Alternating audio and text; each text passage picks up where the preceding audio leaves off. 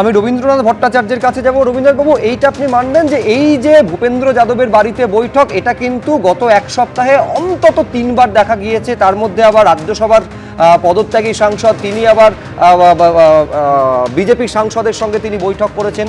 কিন্তু যেটা সব থেকে ইন্টারেস্টিং, যেটা আগের বৈঠকগুলোতে দেখা যায়নি, সেটা হচ্ছে খোদ কেন্দ্রীয় স্বরাষ্ট্রমন্ত্রী তিনি সময় দিচ্ছেন সুদীপ বন্দ্যোপাধ্যায়কে। আপনার কি মনে হচ্ছে, কি ব্যাখ্যা আপনার, ঠিক কোন কৌশল এখানে কাজ করছে? দেখুন, প্রথমে আমি দুটো দিক থেকে দেখাবার চেষ্টা করব। প্রথম আমি বলি, সজল ঘোষ, তাপস রায় যা বলছেন, কল্যাণ ব্যানার্জি এবং কুণাল ঘোষ ঠিক একই কথা বলছেন।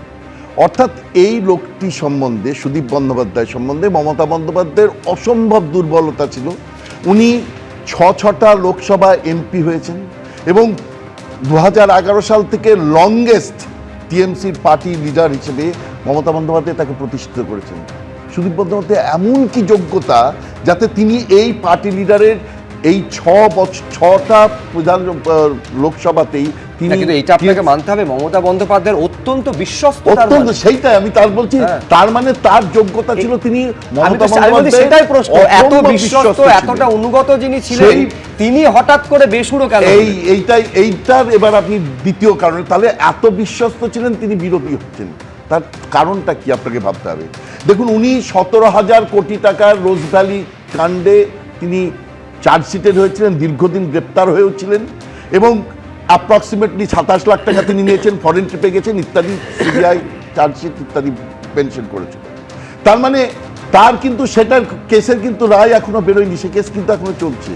তার গায়ে দুর্গন্ধ দূর করতে হবে এবং বিজেপির থেকে ওয়াশিং মেশিন ভালো আর কে হতে পারে। এখন যখন বিজেপি নিজের জায়গায় গিয়ে দাঁড়িয়েছে, যে বিজেপির এখন সাংসদদের সমর্থন ভীষণভাবে দরকার উইমেন বিল পাস করাতে, one man one nation vote, one nation one vote pass করানোর জন্য।